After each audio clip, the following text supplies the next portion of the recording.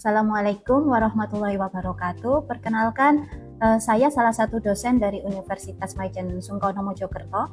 Nama saya Nidya Rizkawati SABMM. NIDN saya 0722068807. Saya alumni dari Universitas Brawijaya Negeri Malang tahun 2010 dengan jurusan via bisnis atau yang dikenal dengan ilmu administrasi bisnis.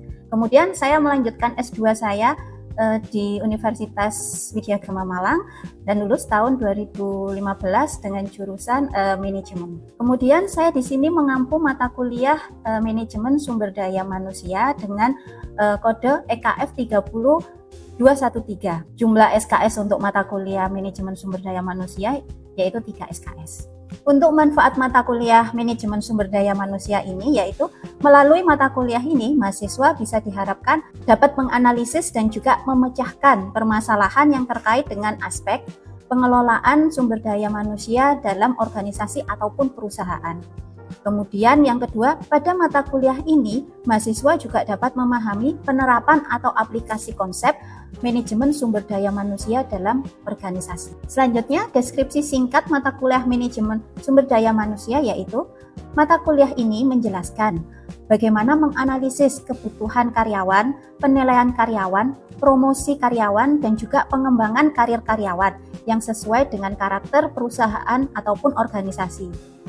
Kemudian, mata kuliah MSDM ini juga membahas tentang proses sumber daya manusia yang dilaksanakan oleh suatu organisasi karena MSDM merupakan tahapan yang tidak bisa dipisahkan di dalam organisasi. Adapun tujuan pembelajaran dan juga kompetensi yang diharapkan yaitu capaian pembelajaran pada mata kuliah manajemen sumber daya manusia ini.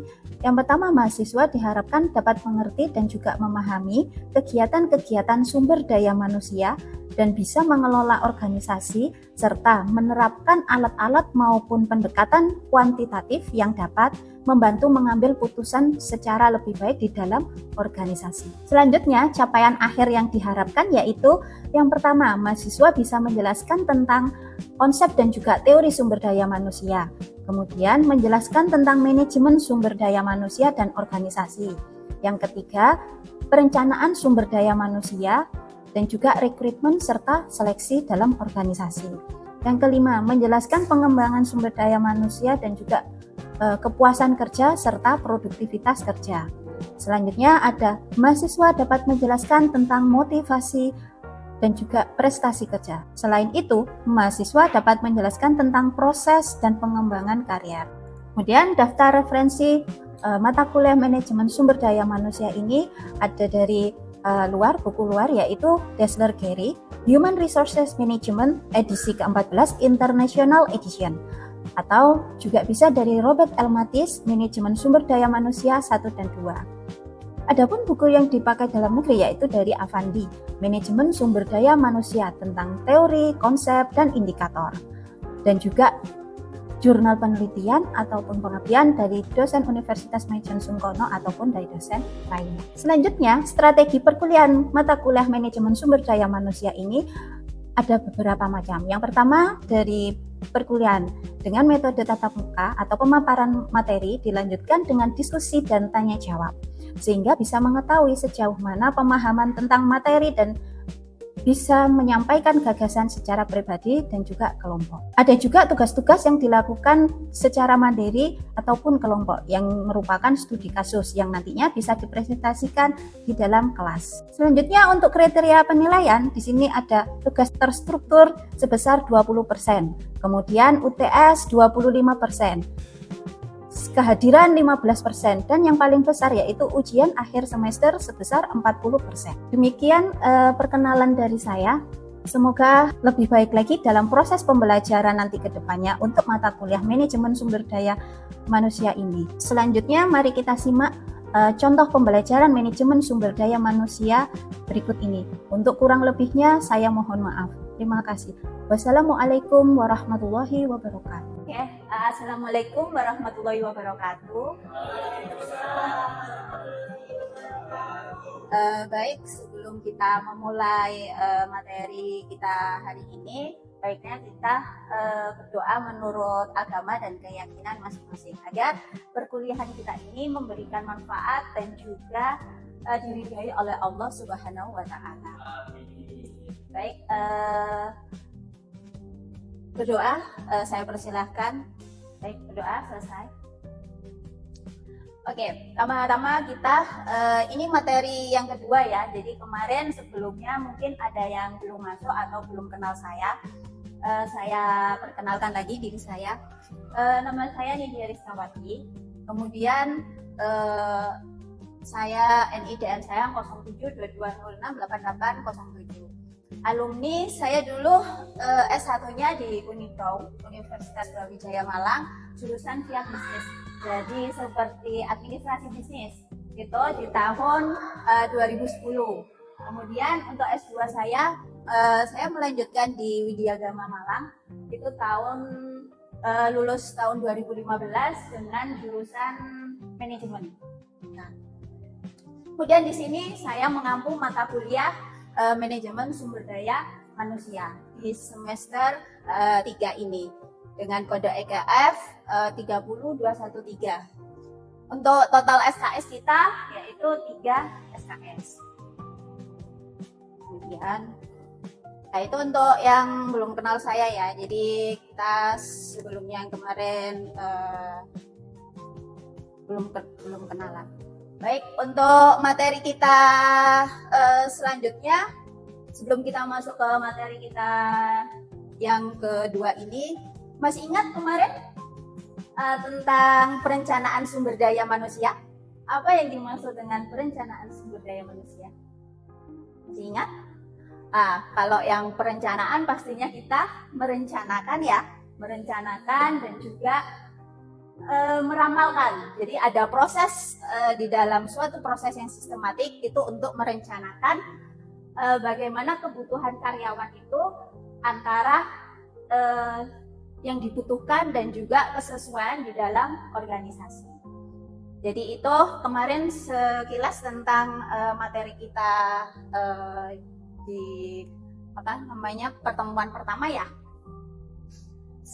Setelah kita mengetahui berapa kebutuhan sumber daya manusia yang kita butuhkan dan juga ketersediaan sumber daya manusia yang kita perlukan di dalam organisasi, maka selanjutnya kita akan melakukan pengembangan sumber daya manusia di bab kedua ini. Baik, sebelum saya mulai untuk materi yang bab kedua ini, jadi nanti kita akan setelah ada materi dari saya, pemaparan materi dari saya, yang kedua nanti kita bisa ada diskusi ataupun tanya jawab lebih lanjut ya. Jadi apabila ada yang tidak mengerti silakan ditanya. Baik, saya mulai. Pengembangan sumber daya manusia. Jadi di sini itu merupakan bagaimana organisasi itu bisa menyiapkan individu di dalam memikul atau membawa beban tanggung jawab yang berbeda maupun yang lebih tinggi. Jadi naik secara tingkatan. Itu bagaimana dia bisa dari posisi bawah sampai ke posisi atas. Tanggung jawabnya seperti apa? Nah, itu diperlukan pengembangan SDM. Kemudian pengembangan dari SDM ini itu juga merupakan suatu cara untuk menghadapi beberapa tantangan yang dihadapi oleh organisasi besar. Karena di dalam organisasi pastinya ada banyak sekali tantangan, baik dari internal maupun dari eksternal. Betul sekali. Internal dari perusahaan sendiri, kemudian yang eksternal bisa dari pesaing atau luar perusahaan. Nah, ada beberapa banyak ahli yang menyatakan apa itu pengembangan SDM. Kemudian di sini saya ambil satu ahli yaitu Filippo. Dia menyatakan bahwa pengembangan itu merupakan suatu proses dari adanya pelatihan untuk meningkatkan keahlian serta pengetahuan dalam melakukan pekerjaan tertentu. Jadi bagaimana seorang karyawan itu dilatih untuk meningkatkan kemampuannya dan juga keahliannya agar bisa melaksanakan tugas-tugas tertentu. Jadi bukan hanya tugas yang tugasnya sekarang, tapi juga bisa tugas-tugasnya untuk di masa yang akan datang. Gitu. Kemudian yang kedua pendidikan. Jadi pendidikan yang berkaitan dengan perluasan pengetahuan umum dan juga latar belakang itu sangat-sangat penting di dalam pendidikan. Jadi semakin tinggi tingkat pendidikan, maka pengetahuan umum pun juga akan semakin luas. Dan juga itu sangat berpengaruh pada tingkatan atau naiknya nanti SDM ke tingkat yang lebih tinggi. Nah, selanjutnya bisa dilihat di sini ada beberapa tujuan dari pengembangan SDM sendiri. Ada berbagai macam tujuan yang ingin dicapai. Jadi ada beberapa, bukan hanya satu dua, tapi juga ada beberapa dalam apa itu tujuan dalam pengembangan. Yang pertama, produktivitas kerja. Jadi produktivitas kerja yang tinggi itu pasti bisa meningkatkan kualitas dan kuantitas produksi. Apa itu yang dimaksud dengan produktivitas kerja? Jadi bagaimana seorang karyawan ataupun pegawai itu bisa menghasilkan sesuatu. Jadi seberapa banyak, seberapa tinggi. Jadi ini berkaitan dengan kuantitas dan kualitas. Nah, selanjutnya tujuan yang kedua ada efisiensi. Bisa ini ya, pasti bisa diingat-ingat ya. Efisiensi itu apa efisien? Namanya saja efisien. Jadi merupakan hal yang sesuatu yang cepat ataupun hemat. Jadi dengan biaya yang kecil ya, dengan biaya yang sedikit bisa menghasilkan output yang besar atau yang banyak. Nah, itu efisien. Jadi bisa berupa pengecilan dalam berupa tenaga, waktu, biaya, maupun bahan baku. Nah, kemudian juga dengan efisiensi ini, kerusakan dari mesin-mesin yang dipakai saat produksi itu akan lebih berkurang. Selanjutnya ada kerusakan. Nah, kerusakan di sini itu yang namanya rusak itu pasti tidak berfungsi ya, atau tidak berpengaruh, atau tidak bisa dipakainya suatu alat. Jadi dengan adanya pengembangan ini, maka barang-barang yang tadi rusak itu akan diminimalisir karena dia akan dipakai secara optimal. Jadi lebih banyak dipakainya. Kemudian selanjutnya kecelakaan. Jadi kalau kecelakaan ini kan pastinya dengan adanya pengembangan, maka tingkat kecelakaan karyawan yang terjadi di dalam perusahaan itu akan semakin berkurang karena dia sudah tahu, sudah paham tentang apa tadi yang dinamakan kecelakaan biasanya KP biasanya itu kecelakaan keselamatan kerja ya, masih ingat? Nah itu jadi dia sudah paham atas ini ya, apa namanya, hal-hal yang terjadi selama produksi. Nah, selanjutnya pelayanan. Untuk pelayanan dengan adanya pengembangan ini, maka seorang karyawan pun juga akan diberikan pelatihan bagaimana dia bisa melayani atau memberi layanan yang terbaik kepada pelanggan. Selanjutnya moral karyawan. Nah, ini juga penting ya, moral. Karena dengan moral maka pekerjaan apapun itu akan baik. Kalau moralnya baik juga pasti dia akan menyelesaikan dengan tugasnya dengan baik dan sesuai dengan yang diinginkan oleh perusahaan.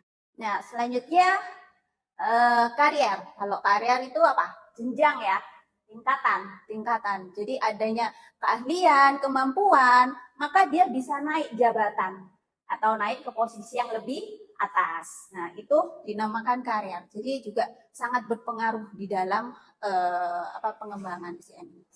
Kemudian selanjutnya ada kepemimpinan. Kalau kepemimpinan sebuah perusahaan, organisasi itu pasti membutuhkan seorang pemimpin yang baik, yang cakap, yang sesuai dengan kepemimpin atau gaya kepemimpinannya sesuai dengan perusahaannya. Jadi harus bisa mengerti dan mengelola para pegawainya dengan baik ya. Nah, kemudian kompensasi. Kompensasi adalah apa? Pemberian timbal balik ya, pemberian timbal balik. Jadi bisa berupa gaji, kemudian bisa berupa tunjangan, betul. Nah, itu merupakan peningkatan kemampuan dan juga keterampilan yang dimiliki seseorang. Jadi kalau misalkan dia diberikan kompensasi yang baik atau sesuai dengan apa yang diberikan karyawan kepada perusahaan, maka dia juga akan bekerja lebih efektif dan juga efisien. Jadi kinerjanya pun optimal, kemudian produktivitasnya juga akan tinggi atau meningkat, sehingga laba perusahaan pun juga semakin besar. Jadi berhubungan ya. Nah, selanjutnya ada beberapa prinsip pengembangan. Jadi di sini ada prinsip pengembangan.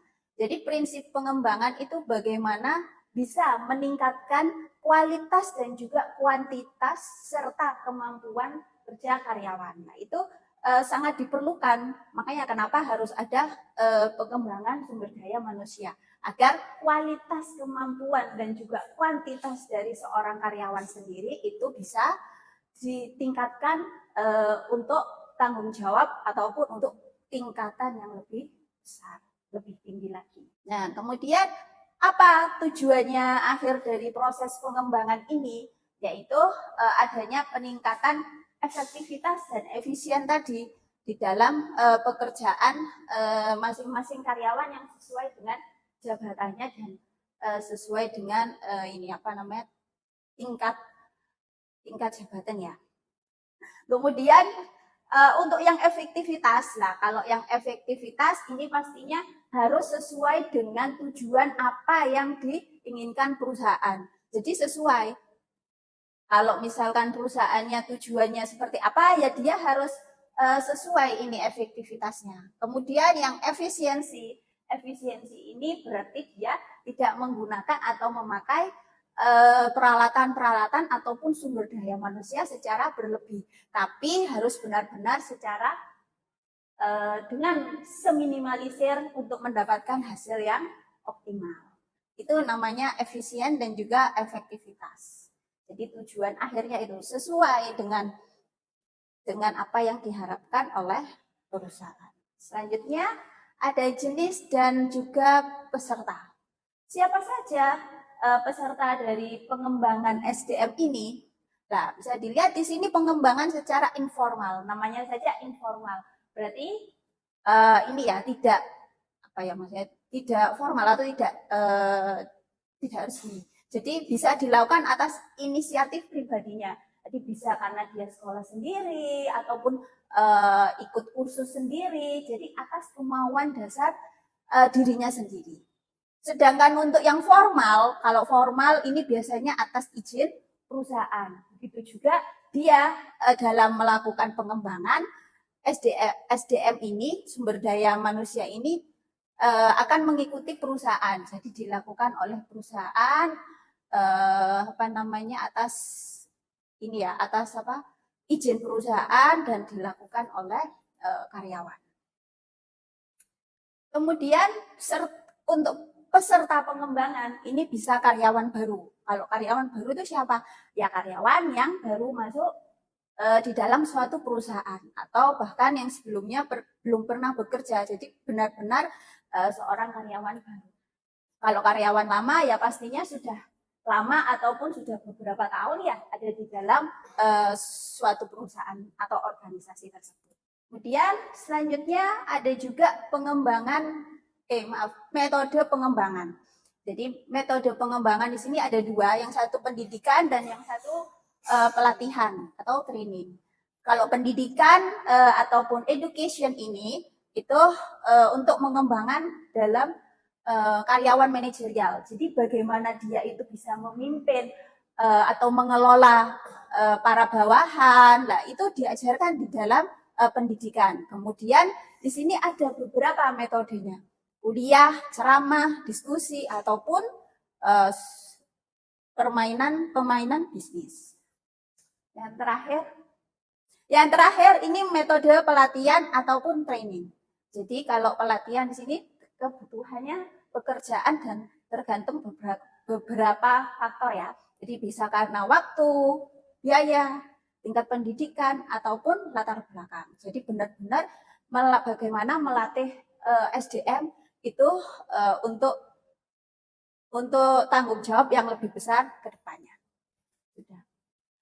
Dari sini ada yang mau ditanyakan dari penjelasan pengembangan sumber daya manusia. Nama saya Fajar. Ya, silakan. Jika perusahaan memberikan pelatihan, apakah pengembangan SDM masih diperlukan?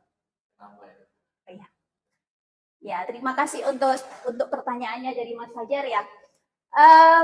Memang benar untuk pengembangan di dalam pengembangan SDM ini pelatihan itu perlu dilakukan, tapi juga harus ada pengembangan karena pelatihan yang saat ini itu hanya fokus pada keterampilan karyawan saja. Jadi bagaimana dia meningkatkan keterampilan saat ini, tapi untuk pengembangan itu harus dilakukan karena untuk menyiapkan tanggung jawab yang lebih besar lagi terhadap karyawan tersebut. Jadi bagaimana melihat tanggung jawab ke depan seorang karyawan. Itulah maka perlu dilakukan tanggung jawab. Sudah ditanyakan? Nah, kalau tidak ada, baik materi kita yang kedua tentang pengembangan sumber daya manusia ini, saya cukupkan sampai di sini. Moga-moga hari ini bisa membawa perkuliahan kita bisa membawa manfaat dan juga terima kasih untuk hari ini. Sampai jumpa kemudian hari. Baik, saya akhiri. Assalamualaikum warahmatullahi wabarakatuh.